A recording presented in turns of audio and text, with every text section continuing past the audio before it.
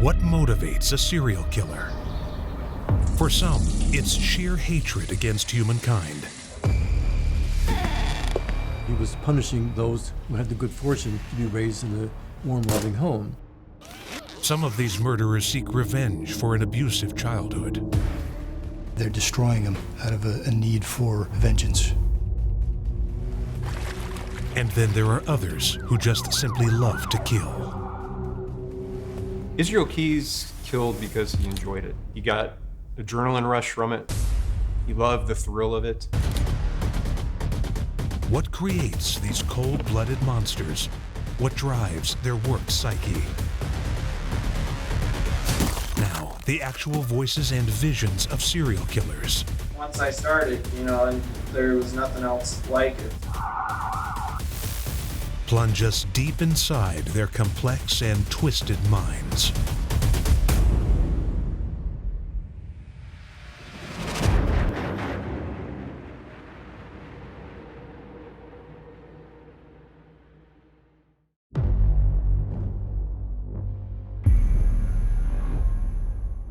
February 1st, 2012.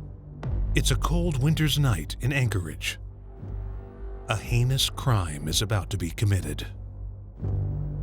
18-year-old Samantha Koenig is working alone at the Common Grounds Coffee Hut. A little bit before closing time that night, a tall man in a dark coat walked up to the window and he ordered an Americano coffee. And he stood there and watched as Samantha turned around and made it. When she turned back around, he had pulled a gun on her. Shocked and surprised, Samantha raises her hands as if being held up. He tells her it's a robbery. She kind of steps back, surprised. He then ends up coming in through the window, climbs in through the window, and ties her up with some zip ties, and then forces her at gunpoint out of the coffee stand and walks her back to his car. The abductor's name is Israel Keyes. He is a serial killer, responsible for a steady string of brutal murders for more than a dozen years. Keyes didn't have a real victim profile. He was pretty unusual for serial killers. He didn't have a certain race or a certain age or a certain sex that he targeted. He was much more random. It was more opportunity crimes with him, just who happened to be at the wrong place at the wrong time. And for Samantha Koenig, she was at the wrong place at the wrong time. Keyes had decided that he was going to rob this particular Common Grounds coffee shop. That's originally what he planned on doing, just robbing it. But when he got to it, when he saw Samantha, he changed his mind and decided to take her. Keyes tries to keep his captive calm by telling her it's only a kidnapping. He's going to hold her for ransom. He takes Samantha Koenig to the shed next to his home and binds and gags her. Incredibly, his live-in girlfriend and 10-year-old daughter are in the house just several feet away. He took her into the shed, closed it up, tied her up in there, left her in the shed. He then actually got information from her and went to her house where her truck was parked outside to get her wallet, to get her ATM card and some other things. Came back to the shed where she was still subdued, and then that's when he raped her. Still, Samantha prays she will survive this horror. Hoping it's only a kidnapping, she gives Keyes her ATM PIN number. But she never had a chance once Keyes made up his mind back at the coffee hut. Keyes strangles the helpless young woman. Well, he enjoyed the thrill, the adrenaline rush of it. He enjoyed having control over his victims. He enjoyed seeing their fear. He raped his victims, we know that. Astoundingly, after the murder, Keyes immediately returns to his normal life. So after he kills Samantha, he drank a glass of wine calmly, went back into the house where his daughter was sleeping and his girlfriend was sleeping. And later on that very morning, they all leave for a pre-planned vacation. They fly to Houston and then drive to New Orleans for a cruise, for a one-week cruise. Keyes doesn't have time to dispose of Samantha's body prior to the trip. Before leaving, he had put Samantha's body in a cabinet in the shed. The thought being that it's so cold in Anchorage in the middle of winter that her body would be perfectly preserved there while he was gone. Meanwhile, a frenzied hunt begins for Samantha. Her dad launches a grassroots campaign to find his daughter. Upon returning home, Israel Keyes calmly checks back on Samantha's corpse. When he gets back, Samantha's body's frozen solid in the cabinet there. He has some difficulty getting it out, actually. He takes the body out, thaws it out with heaters, has sex with the corpse. Then, in a horrifying turn, Keyes makes a successful ransom demand by sending a photo of the young woman made up to appear alive. He applies makeup, sews her eyes open with fishing line, and poses the body alongside an edition of the Anchorage Daily News from 4 days earlier. And then ultimately ends up cutting her up into pieces, dismembering the body to get rid of it. Puts her body parts in trash bags and hauls them to a lake, a frozen lake near Anchorage, and cuts a hole in the ice, drops the bags into the water, weighs them down, and lets them sink to the bottom of the lake. On March 6th, with her ATM card in hand, Israel Keyes flies to Las Vegas and rents a car. And a dramatic chase begins. At this point, police think they are tracking a kidnapper. They have no reason to believe he is a serial murderer.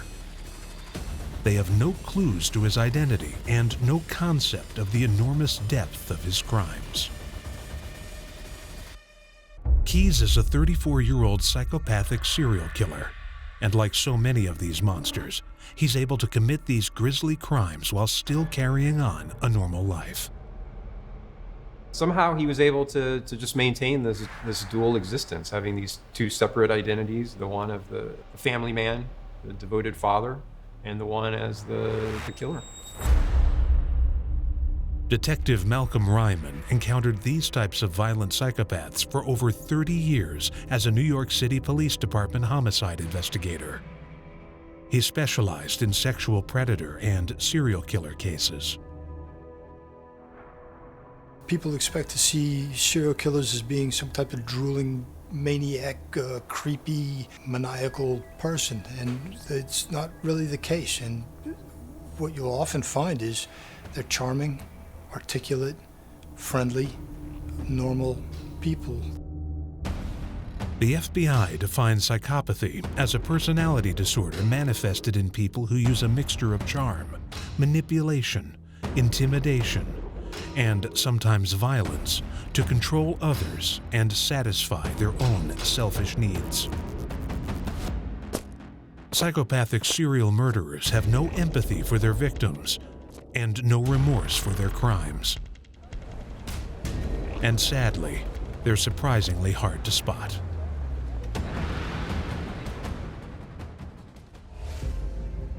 Israel Keyes had his own business. He had a construction business. All his clients reported that he seemed very normal. He seemed very friendly most of the time. He seemed nothing unusual about him. The neighbors reported. He just seemed like a normal, friendly guy from all appearances. But Israel Keyes is far from normal. He sets out from Las Vegas on a determined drive across the Southwest. He heads through Arizona, New Mexico, and Texas. Along the way, he stops several times to withdraw ransom money from Samantha's ATM account. When he made the withdrawal, there would be a ping basically on the investigator's system. They would know, oh, the card's been used at this location. So they would rush to the location, but of course by the time they got there, Keyes was long gone. He was off in another town somewhere else.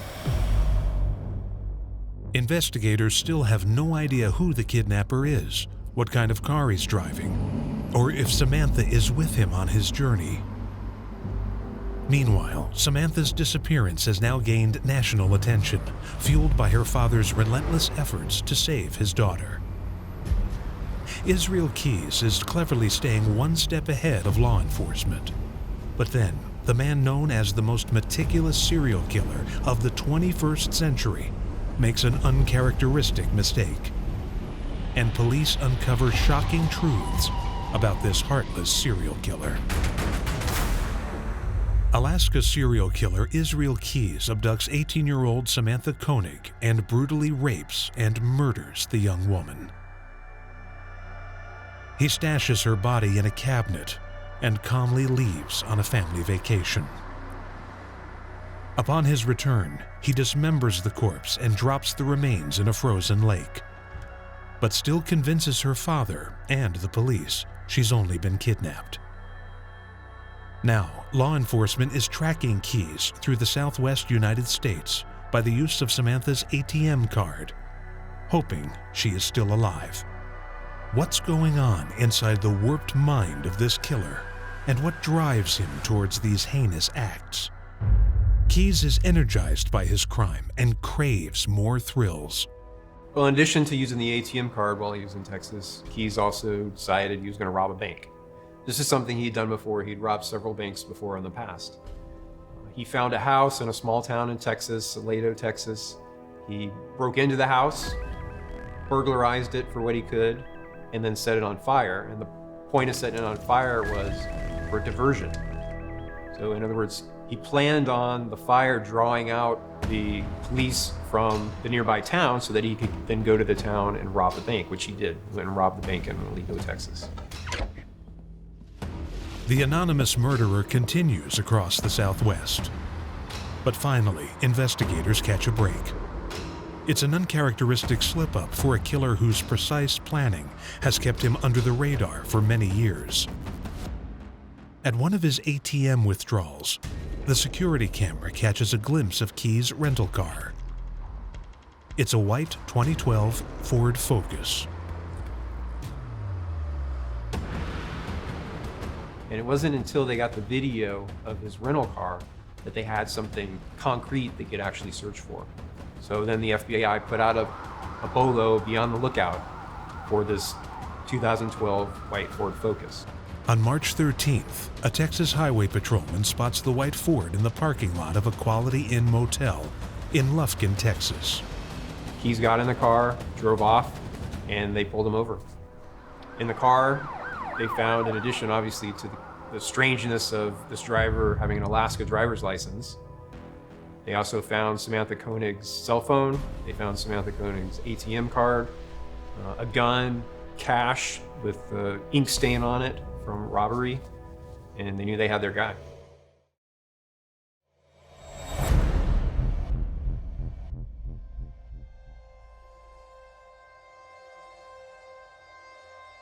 Before we can ask any questions, you must understand your rights. You have the right to remain silent. Anything you say can be used against you in court. You have the right to talk to a lawyer for advice before we ask you questions. You have the right to have a lawyer with you during questioning. If you cannot afford a lawyer, we will be appointed for you before any questioning. The Anchorage police and the FBI interrogate Keyes, still having no idea he may be involved in any other murders. Sadly, on March 31st, 2012, he gives a gruesome confession of Samantha Koenig's torture and murder. And then, the complex psychology of Israel Keyes begins to unveil. He hints that there are other victims, many other victims. There is no one who knows me, or who has ever known me, who knows anything about me, really. They know they're going to tell you something that does not line up with anything I tell you because I'm two different people, basically. And the only person who knows about what I'm telling you, the kind of things I'm telling you, is me. How long have you been two different people? Long time. 14 years. Over the next 9 months, investigators attempt to piece together other crimes Keyes may have committed. More than 40 hours of complex interrogation and psychological maneuvering reveals a killer with a shockingly precise method for serial murder. In the case of Israel Keyes, even after he was arrested, he still felt the need to try to control the situation, control law enforcement, and make the situation as beneficial for himself, despite the fact that he was apprehended as a serial killer. So for example, he was only willing to give very limited information to police, even though they had arrested him. So he was willing to negotiate, but he had very specific stipulations associated with all of the information he was willing to give out, and he was only willing to give out more once the stipulations were fulfilled. Investigators hope he'll cooperate and help bring closure to the victims' families, while Keyes often focuses on receiving coffees and cigars. First of all, do I get a cigar today? What I can do is I can give you something. All right, we'll get that cigar.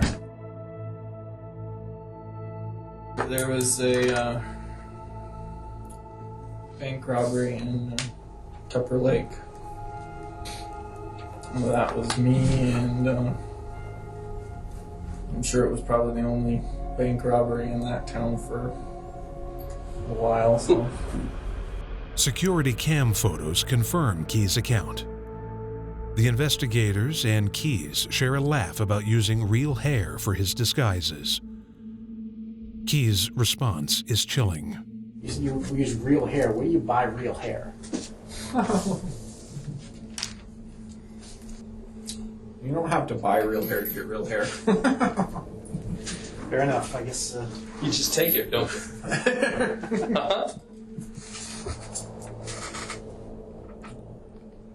Hair is free. Everything's free if you take it.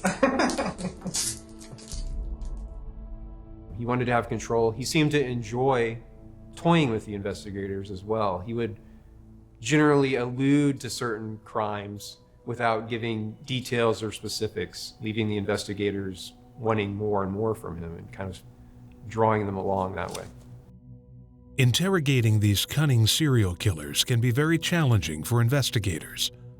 Detectives call the interrogation room the box. When I'm in the interview room, when I'm in the box with the serial killer, before I go in there, I want to know everything about that person. I want to know every intricate detail about that person's life. I want to know about the traumatic things that happened in childhood. I want to know about previous crimes. I want to know everything about them.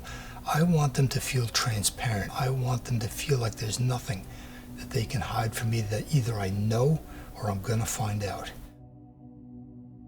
Experienced detectives learn how to read nonverbal cues and how to manipulate the suspect to get the information they need. Investigators notice that Israel Keyes gets physically excited when he talks about his kills, rapidly tapping his hands and feet and jangling his shackles. It's a way detectives know when he is telling the truth. With Israel Keyes, this process is extremely difficult. Keyes agrees to continue to cooperate on the condition that they keep his name out of the press. We could work out some sort of agreement that, I give you all the answers on these cases, and families get closure, and you find as many of them as possible, and in return for that, I don't plan on being around a whole lot longer, but a really big concern to me is, my kid's going to be around. I don't want her to, type my name in the computer and have it pop up, He doesn't want his 10-year-old daughter to hear about his grisly crimes. I'm not in this for the glory. And I don't see why the media has to get involved at all. FBI Special Agent Jolene Godin is part of the interrogation team. He wanted the death penalty, and he wanted it fast. It was, speaking generally, that was what he wanted. There were little things along the way that he wanted. He wanted evidence returned to family members and things like that. But big picture, what he wanted to avoid trials. He wanted to avoid publicity in media. He wanted to avoid being taken from jurisdiction to jurisdiction and tried in multiple places, and ultimately he wanted the death penalty, and he wanted it quickly. He didn't want to sit in jail for a long period of time. Investigators tell Keyes he won't get the death penalty without other victims. He slowly begins to reveal information about others he murdered. They learn that Keyes has been eluding capture through brilliant planning. He has studied the serial killers of the past and idolizes Ted Bundy. But they're shocked to discover that there's never been any serial killer quite like Israel Keyes. The FBI and the Anchorage, Alaska Police Department are deep into the interrogation of serial killer Israel Keyes. Keyes has already confessed to one heinous murder, but now investigators are unraveling horrifying layers of complex and unspeakable crimes. So Keyes viewed the entire country as his hunting grounds. So what he would do is, even though he was based out of Alaska, okay, out of Anchorage, he would fly to another city. Okay, say for example, he'd fly to Chicago. Okay, once he got there to Chicago, he would rent a car. He'd then drive that car to a different state or through multiple states, putting on hundreds, even thousands of miles before he got to where he actually committed the crime. So the crime was committed thousands and thousands of miles away, multiple jurisdictions, so it made it very difficult to try to track him or come up with any sort of suspect in the crimes. Everything was meticulously planned, and our interviews with him were the same from his standpoint. I mean, I never got the sense that he, accidentally told us something or got angry and riled up and then something flew out of his mouth. My sense was that he knew every time he came in kind of what he was going to give us that day. In the chilling interview, Keyes talks about his inspiration and his motives. Talk about other people like that? I probably know every single serial killer that's ever been written about. It's kind of a hobby of mine. I don't really consider myself all that different or all that special from hundreds of thousands of other people.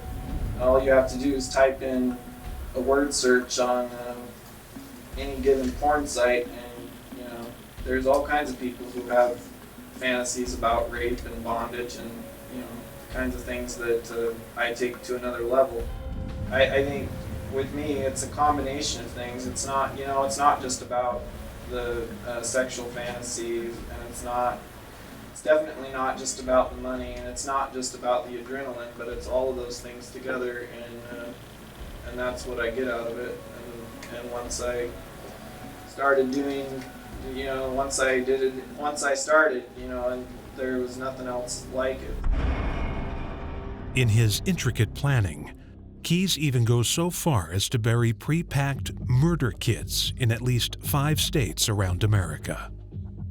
Israel Keyes put so much thought and preparation and planning into his crimes. He would use what he called kill kits. These were 5-gallon plastic buckets.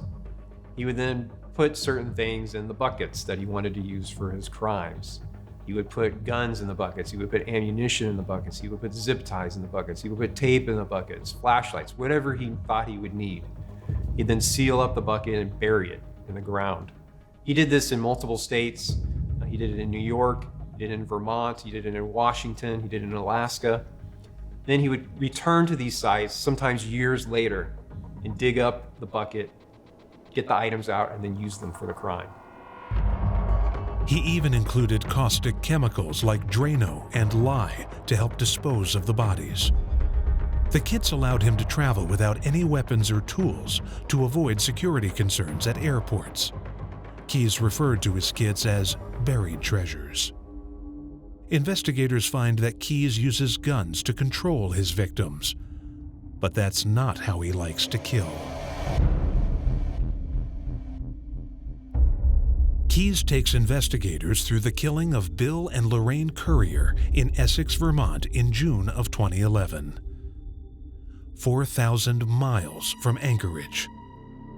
It's a typical stalk and kill murder for this ruthless predator.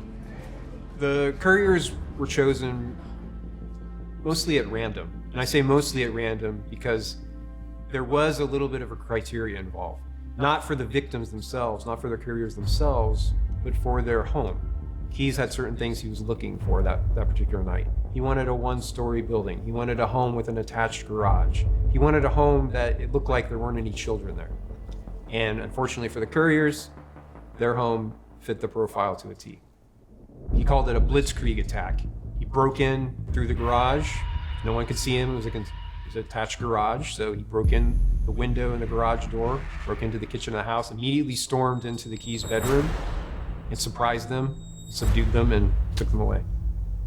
But Keys says he was unhappy.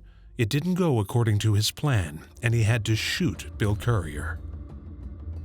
He typically liked to strangle his victims to death. It was kind of a more personal murder, hands-on, literally, in the killing. So in the case of Bill Courier, as the murder victim in Vermont, he was shot and killed, which is very unusual for Keys to do. And the reason why Keys did it is Bill Courier was not cooperating, not following directions.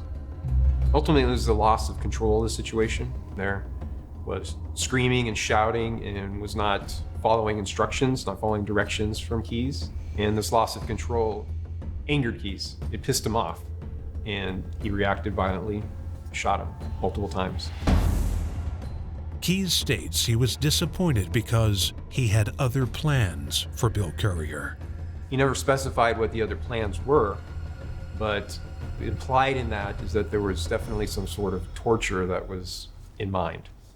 This idea of power and control often runs through the motives of many serial killers. For years, researchers have tried to identify and categorize what creates and drives these monsters. Israel Keys fits in the categories of seeking power and control, as well as the sheer thrill of killing. Sex and torture are also common elements of serial murders, but these components are not always involved. I see really two basic types that I've dealt with.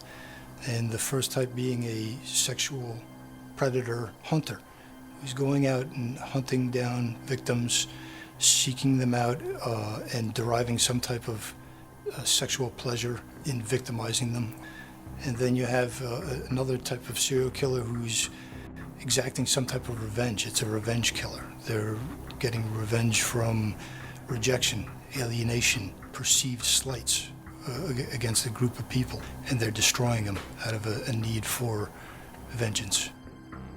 Keys seems to fit into the sexual predator hunter category, while another brutal serial killer from the Ukraine falls into the revenge category.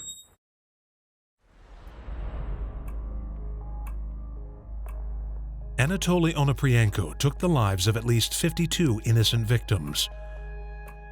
A 12-gauge shotgun was his weapon of choice.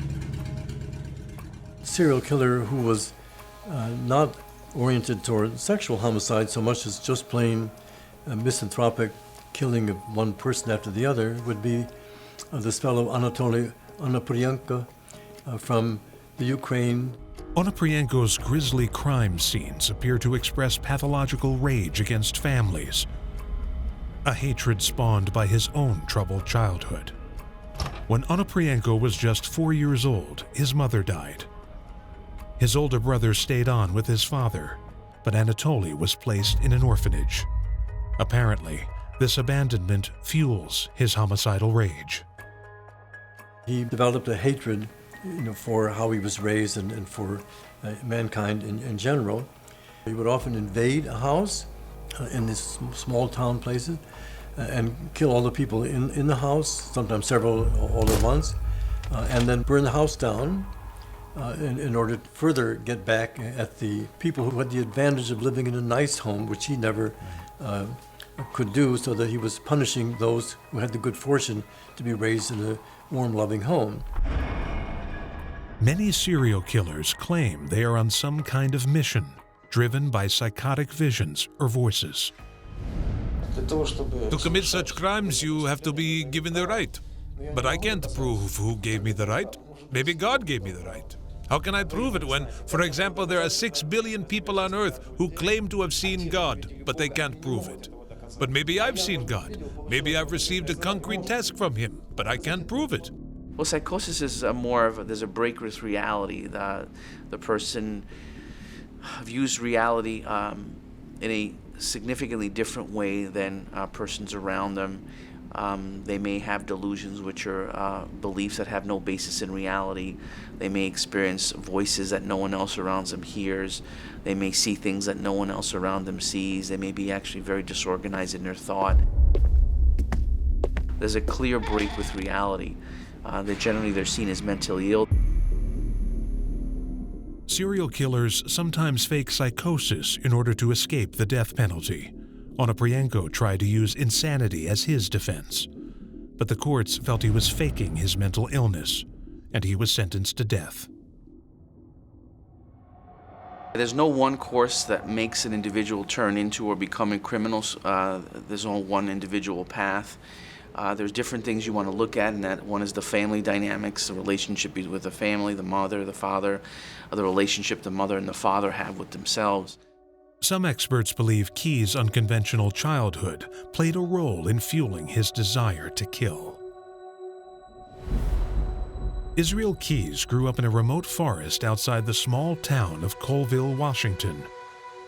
He was one of 9 children.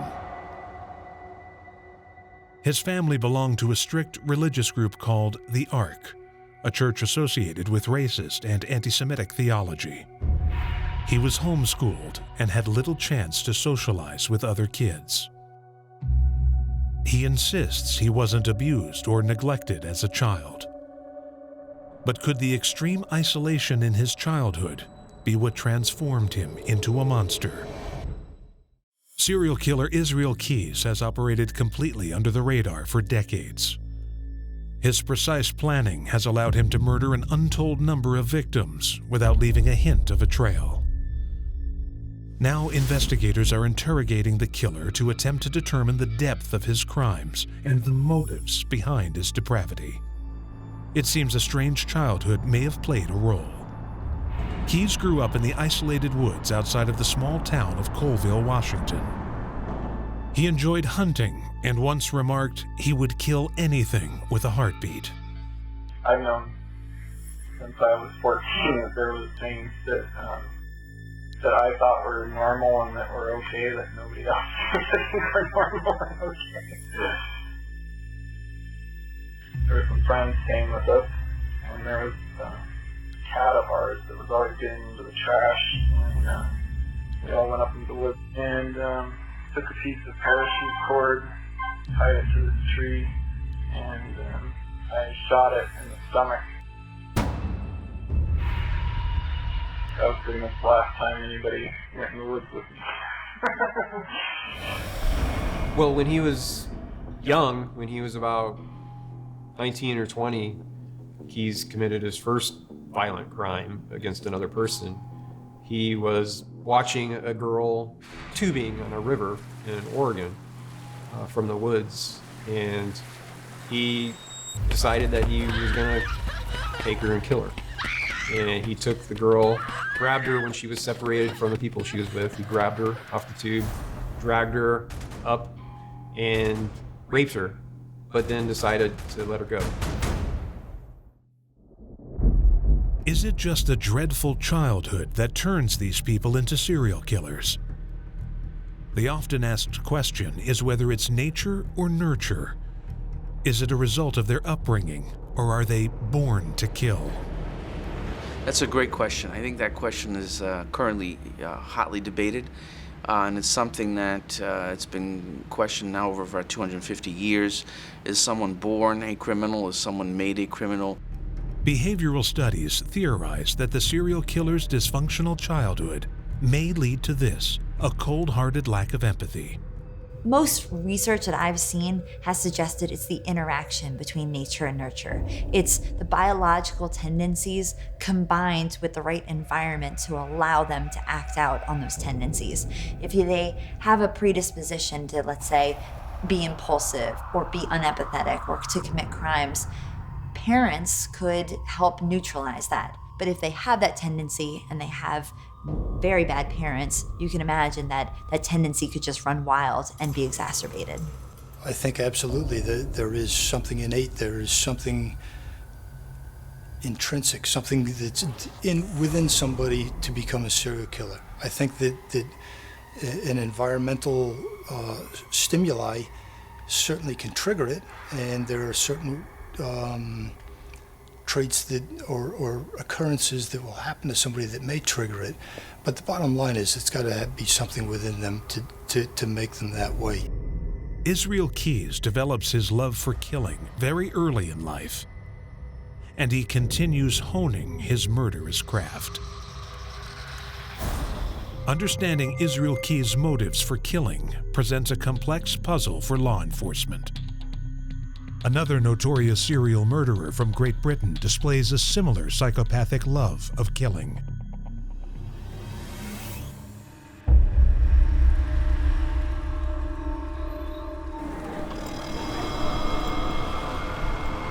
We understand that the police called on the owners of number 163 Melrose Avenue today because they own 2 dogs, and those 2 dogs might have picked up some of the bones from 195 Melrose Avenue and buried them in their back garden. Police described it tonight as only a cursory search and said they will be checking other gardens in the street as well. And I think it's right to say that we have found a significant amount of human bones, and also a part of a jaw with teeth attached to it. Dennis Nielsen is one of Great Britain's most notorious serial killers, claiming at least 12 young men as victims. Like Keyes, his murders are motivated by the thrill of killing. But Nielsen's crimes appear to be driven by a morbid fascination with death and extreme loneliness. He would lure young male victims back to his home, strangle them, and plunge their heads underwater to be certain they were dead. He'd sometimes commit sex acts with his dead victims. Nielsen said he saved the corpses for a while to keep him company. But at least 15 people paid the ultimate price for Dennis Nielsen's hospitality.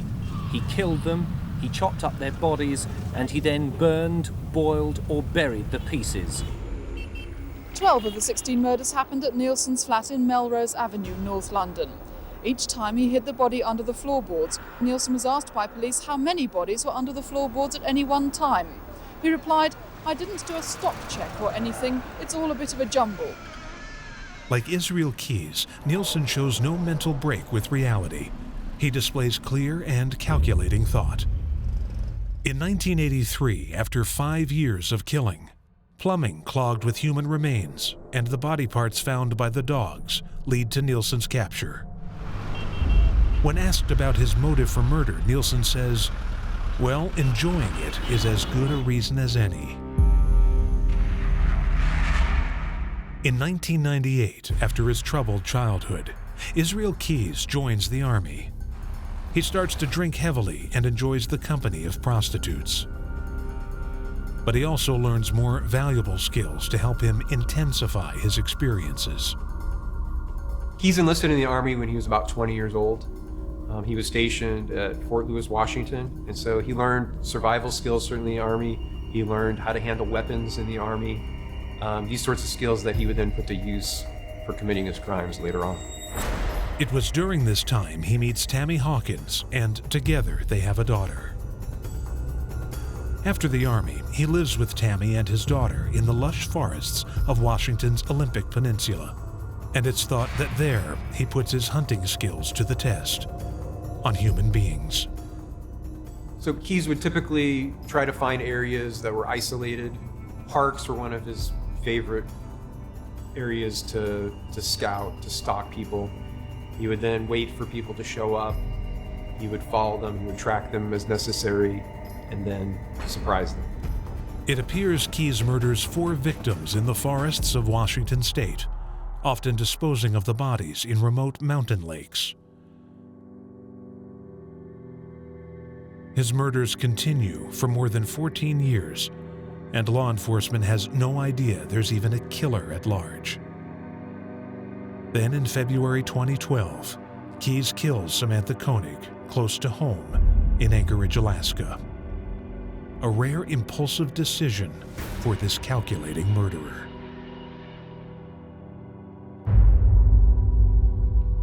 So one of his primary rules was not to commit these crimes where he lived. And with Samantha, he broke his own rule. This mistake of temptation has now led to his downfall. He's now under arrest and heading for trial. In Anchorage, the negotiations continue to try to get more information from Israel Keyes. Then suddenly, during a court appearance, he once again shocks law enforcement. During one of the hearings in court for Keyes, he decided he was going to try to escape. And while the attorneys were up arguing before the judge, he bolted, tried to run out of the courtroom. But before he could even clear the aisle there, the courtroom deputies tackled him and subdued him. In typical fashion, Keyes shows no remorse for his escape attempt. I mean, come on, let's face it. Yeah, what happened yesterday? Ooh, I'm a bad guy. I tried to escape, but let's be honest. Nobody really thought I was a good guy before that, so... During months of interrogation, Israel Keyes admits to killing at least 9 people. But investigators fear the actual total is higher. And he was very evasive at times during interviews, and he told us when we tried to pin him down on a number, he would say it was less than 12. But then there were things that he would say that led us to believe that by less than 12, he simply meant 11. And so he was quick to correct us in interviews if we had something wrong. So there were several times where we just threw out statements like, you are 11 victims, or things like that, and he didn't correct us. So based on that and some just additional things that he said, we believe the number is 11. He traveled so extensively, both in the U.S. and in other countries, for such long periods of time that authorities haven't been able to pinpoint where he was oftentimes. So the number of victims is going to be much higher than 11, in my opinion. Israel Keyes begs the FBI for a quick death sentence, but the agents continue to press for information on other victims. Keyes grows impatient with the process and decides to take matters into his own hands. On December 1st, 2012, while he was in prison awaiting trial in the Koenig case, Keyes slit his wrists and also used his bed sheet to strangle himself as insurance to make sure he got the job done. So as he bled out and as his body shifted, relaxed from the bleeding, he rigged the sheets so that they would strangle him to make sure he did the job. So he committed suicide while in prison. In many cases with serial killers, they start at a very young age. They often start in their teen years. And I think historically, they never stop. The only way that a serial killer stops historically is if they're incarcerated or they kill themselves, which somewhat often they do commit suicide.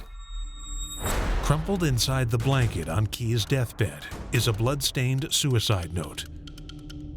The case of Israel Keyes reinforces the immense challenges facing law enforcement in their efforts to apprehend serial killers. When you take a common murder case, you start at the nucleus of that person's life. Then you work your way out from there. With a serial killer, they're often just a random person, and that person does not even figure into that investigation. And it's somebody who's completely off the radar. How are you going to find them? You have to use modern technology, and you have to use old-fashioned police work, and you have to be absolutely relentless. You just got to keep on plugging. Keyes is really unique in the world of serial killers, and the amount of preparation and planning he put into his crimes. He was so meticulous in his crimes that he's really a new breed of serial killer. He was extremely deceptive, extremely cunning. He got adrenaline rush from it. He loved the thrill of it. If he hadn't been caught, Keyes would still be out there doing it today.